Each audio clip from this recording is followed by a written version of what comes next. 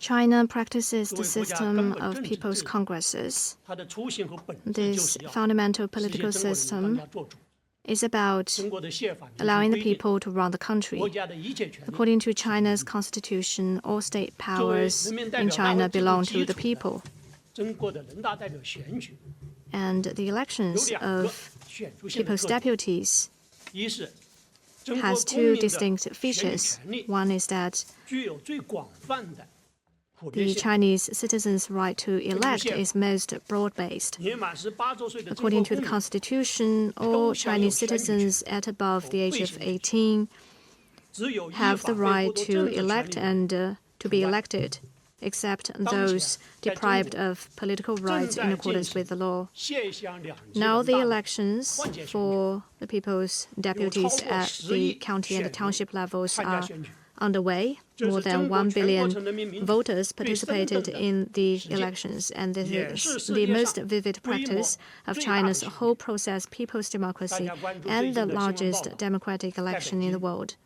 In Beijing, President Xi, as a voter of the Zhongnanhai constituency, solemnly cast his vote at the voting station at Huarentang. In Sichuan, a 106-year-old elderly cast his vote at a nearby ballot box. In Shanghai, there is this elderly couple. The husband is 90 years old and the wife 78 years old. And after they cast their vote, they showed their collection of 38 voters' certificates that belong to both of them,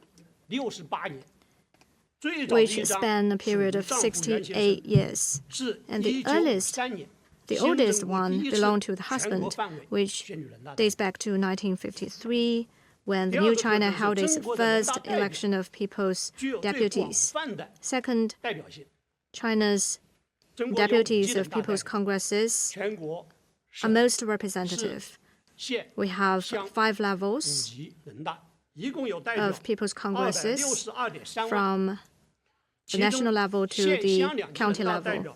Altogether, there are 2.623 million people's deputies, including 2.478 million at the county and township level, accounting for 94.5%. They are elected directly by the voters.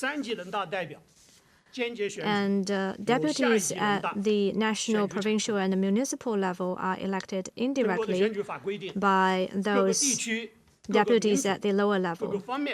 And according to our election law, all the regions, ethnicities, and sectors must be represented by an appropriate number of deputies. For those at the primary level, especially workers, farmers, professionals, women, and ethnic minorities, there are clear numbers for those deputies. In China, every region, sector, industry, and ethnicity are represented by deputies. Take the 13th National People's Congress as an example.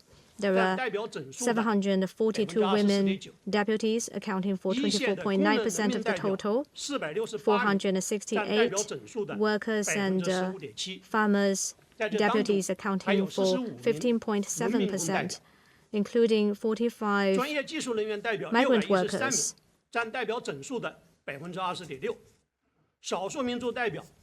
There are 613 professionals, accounting for 20.6% of the total, and 438 ethnic minority deputies, accounting for 14.7% of the total. All the 55 ethnic minorities in China are represented.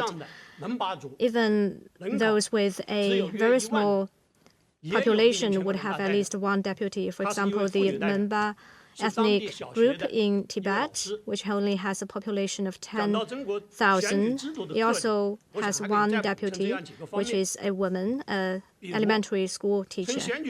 As for the difference of China's election and that of the Western countries, well, for example, if we look at the universality of the right to elect, our first election law has identified the universality of election rights. Well, it took Western countries several hundred years to realize universal suffrage in the sense of the law. China achieved that without all those twists and turns. As for turnout, since reform and opening up, China has conducted 12 direct elections at the township level and 11 direct elections at the county level, with turnouts at around 90%. And another example is the source of funding for the elections. In China, the funding comes from the treasury, and this mechanism ensures that money cannot taint the elections. Thank you.